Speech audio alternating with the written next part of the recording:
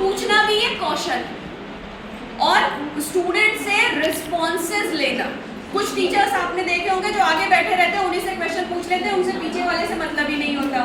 कुछ ऐसे भी होते हैं जो कहते हैं हाथ खड़ा करो, तो जो हाथ खड़ा करेंगे सिर्फ उन्हीं से पूछेंगे, दूसरों से मतलब नहीं। कुछ दिनों में बच्चा आपको समझ जाएगा, जो हाथ खड़ा करता है उसी से पूछती, बाकी तो हमसे पूछती नहीं, तुम आराम से बैठे रहेंगे।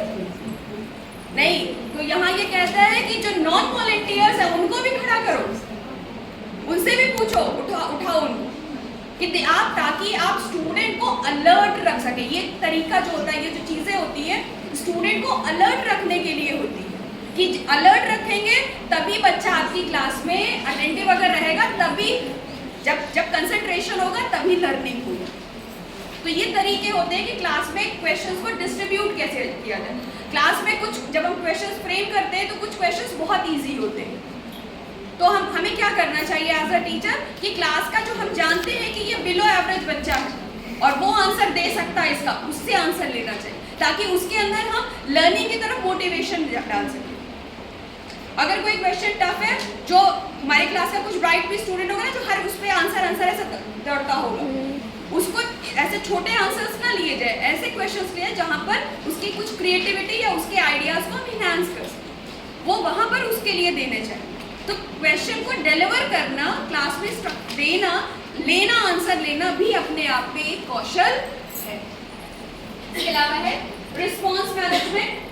रिस्पॉन्स मैनेजमेंट जो मैंने अभी बताया कि रिस्पॉन्सेस को मैनेज कैसे करेंगे, किस बच्चे को कौन सा क्वेश्चन देंगे, कौन सा आंसर उससे लेंगे, किस बच्चे से एक ही क्वेश्चन को, कई बार ऐसा भी होता है कि हम क्वेश्चन पूछते ही हैं और कई हाथ उठे हुए हैं, तो हमने एक से पूछा, उसको खड़े रखा, हाँ ना जवाब नहीं दिया, दूसरे से भी पूछा और कहा कि तीसरे को फिर खड़ा किया, बताओ इन दोनों में से किसका जवाब सही है। हम क्या कर रहे हैं, एक ही क्वेश्चन है लेकिन हम उसको डिस्ट्रीब्यूट कर देते हैं। Response, this is a response management. Basically ये क्लास को इंगेज रखने का तरीका, और ये काम हम नहीं करते as a teacher, as a pupil teacher. जब हम क्लास में पढ़ाने जाते हैं तो हमारे दिमाग में एक सेट आउट होता है most of the time students का कि मुझे अपना प्लान कंप्लीट करना, मुझे ये देखना ही नहीं है कि बच्चा आंसर क्या दे रहा है। कई बार तो सुनते भी नहीं है। ये चीज नहीं होनी चाहिए। आपको क्वेश्चंस को जो है इस तरह से डिस्ट्रीब्यूट करना है, उसी से आपको देखना है कि बच्चे का आप पार्टिसिपेशन बढ़ा सके क्लास में और उसकी अलर्टनेस भी इसी के थ्रू आप बढ़ा सके। इसके अलावा आता है आपका एक्सप्लेनिंग, किसी कंसेप्ट को एक्सप्लेन करना, वो भी अपने आप में कौशल है। एक्सप्लेनेशन क्या होता है, अ सेट ऑफ सेंटेंसेस होते हैं जो आपस में इंटरलिंक्ड होते हैं।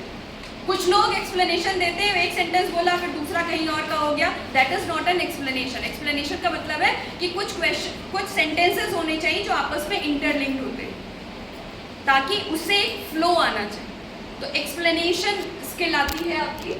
इसके अलावा है इलस्ट्रेटिंग विद एग्जाम्पल्स। क्लास में एग्जाम्पल्स देना, उदाहरण देना, किसी कंसेप्ट को पढ़ाने के लिए उदाहरण देना भी अपने आप में एक बहुत बड़ा कौशल। तो इसमें बात करते हैं। इसके अलावा है use of teaching add, using teaching ads, जो बार बार आपसे कहा जाता है कि जब पढ़ाइए तो सिर्फ लेक्चर मत लीजिए, ट्रेनिंग इसलिए है आपकी क्लास में, जब पढ़ा रहे तो टीचिंग एड्स यूज करिए। टीचिंग एड यूज करना अपने आप में एक बहुत बड़ी स्किल। टीचिंग एड यूज करने से पहले टीचिंग एड बनाना उससे बड़ी कौशल।